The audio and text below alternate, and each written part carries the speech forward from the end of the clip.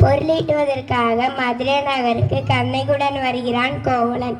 அங்கு அவன் செய்யாத குற்றத்துக்காக மரண தண்டனை பெறுகிறான்.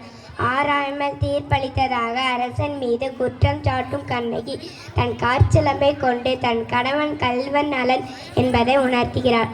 அரசனுக்கும் கண்ணகிக்கும் நடக்கும் உரையாடலை இங்கு நாடகமாக தொகுத்து வழங்கினோம்.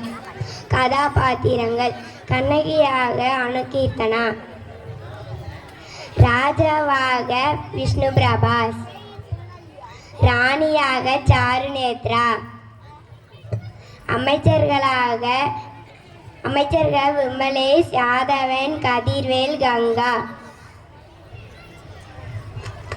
வாயிற்காவலனாக விஜய் சத்யா, கேஜி விக்னேஷ், பிரபாஸ், பணிப்பெண்களாக ரோஷினி, ரித்திஸ்ரீ.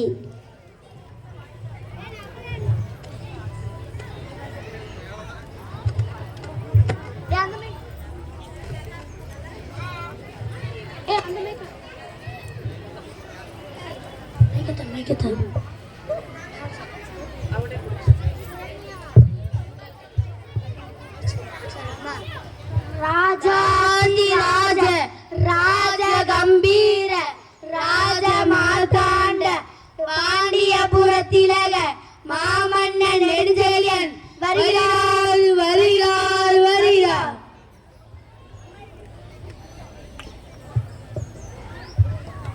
நில், யார் நீ?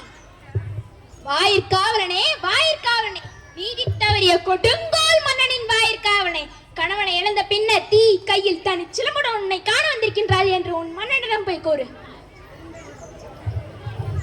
வாலிய மன்னா வாழ்க, தென்னம்பொறுப்பின் தலைவா வாழ்க, செழியனே வாழ்க, தென்னவனே வாழ்க, இதுவரை பழிச்சொற்கள் சேராத பஞ்சவனே வாழ்க. உங்களிடம் கூறுவதற்கு ஒரு செய்தி உள்ளது குருவே. என்ன செய்தி?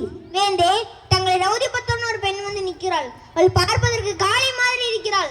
நல் காளி அல்ல, துர்கை போல் நிற்கிறாள். நல் துர்கையும் அல்ல, பிடாரி போல் கோபம் பொங்கி நிற்கிறாள். ஆனால் பிடாரியும் அல்ல. யார் அந்த பெண்? உடனே அழைத்து வருக. பெண்ணே, உள்ளே செல்.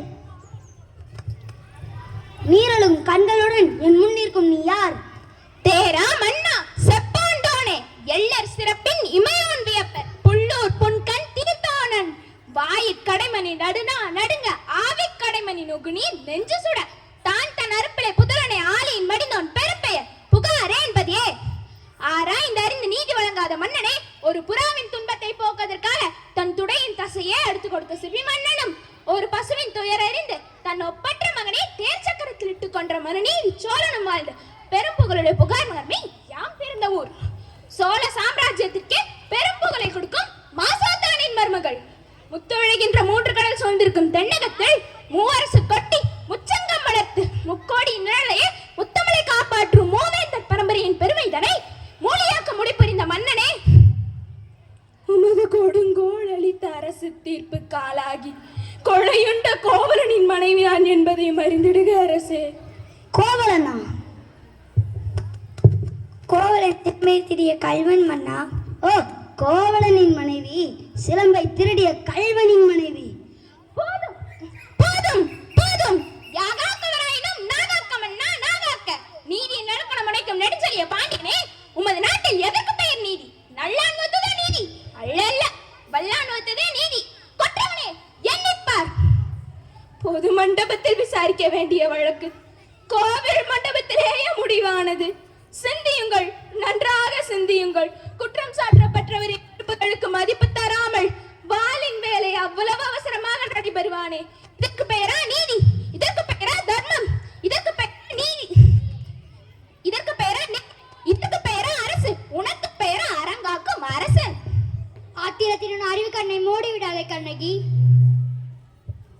கல்வனை கொலை செய்தால் கொடுங்கோல் அல்ல, அதுவே அரசு நீதி. உன் கணவன் கையில் இருந்தது கோபுரந்தேவியின் சிலம்பு. அது கோபுரந்தேவியின் சிலம்பு இல்லை, கோவலந்தேவியா கண்ணகியின் சிலம்பு. அப்படியானால் தேவி அணிந்திருக்கும் சிலம்பு? அதில் ஒன்று என்னுடையது. நம்ப முடியாது என்னால். நீ யார் நம்புவதற்கு? உன்னை யார் நம்ப சொல்கிறார்கள்? உன் மீது குற்றம் சாட்ட வந்தால் நான் குற்றவாளி, நீ. நான் குற்றவாளியா? ஆம், நீ குற்றவாளி. ஆகையால் தீர்ப்பு வழங்கும் உரிமை உன் கையில் இல்லை. இதோ இருக்கின்றார்களே மேன்மை மிக்க மனிதர்கள். மனிதர்கள். இவர்கள் சொல்லட்டும் நல்ல தீர்ப்பை. என்ன ஆதாரம்? ஆதாரம் இதோ இந்த சிலம்பு. இதற்கு இணை சிலம்பை தான் என் மன்னவன் விற்க வந்தான். பாவிகள் அவரை கொன்று குவித்து விட்டனரே. அப்படியானால் தேவி அணிந்திருக்கும் சிலம்பு அதில் ஒன்று என்னுடையது. அதற்கு அடையாளம்? அடையாளம் வேண்டுமா? 1000 கேள்விகள் என்னை கேட்டு உன்னை குற்றமற்றவனாக ஆக்கிக் கொள்ள துடிக்கின்றாயே. இப்படி ஒரு கேள்வி என் அத்தானை கேட்டிருந்தால் நீதி வளவா நெடுஞ்செழியன் என்ற பெயர் உன்னை எழுத்திருக்குமே. என் அத்தானின் உயிரும் தங்கி இருக்குமே. அது உன்னுடையது என்பதை நிரூபித்து காட்ட முடியுமா? மன்னவா, உன்னுடைய மனைவியின் பழைய கால் சிலம்பில் உள்ள பரல்கள் முத்துக்களா? முத்துக்கள், அதுவும் கொற்கை முத்துக்கள். என்னுடைய சிலம்பில் உள்ள பரல்கள் மாணிக்க பரல்கள். அப்படியா? பார்க்கலாம் தேவி, உங்கள் சிலம்பை கொடுங்கள். பார்த்தாயா முத்துப்பரல்களை? அடுத்த சிலம்பு மாணிக்க பரல்களா? மாணிக்கங்கள் அல்ல மன்னா, தர்மத்தின் கண்கள் வடிக்கும் ரத்த துளிகள் மன்னா, ரத்த துளிகள். பாண்டியா, உனக்கு சந்தேகம் இருந்தால் இதோ மற்றொரு சிலம்பு.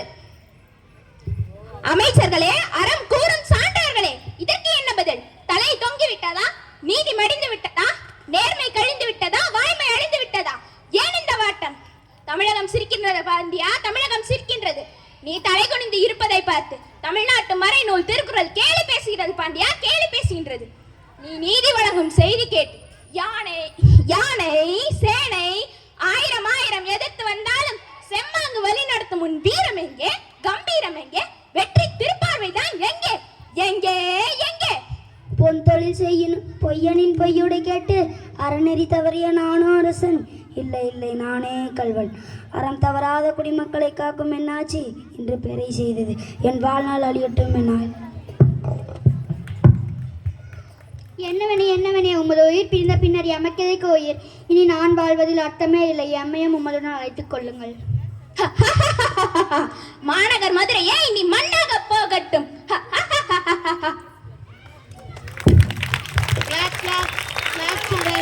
நன்றி.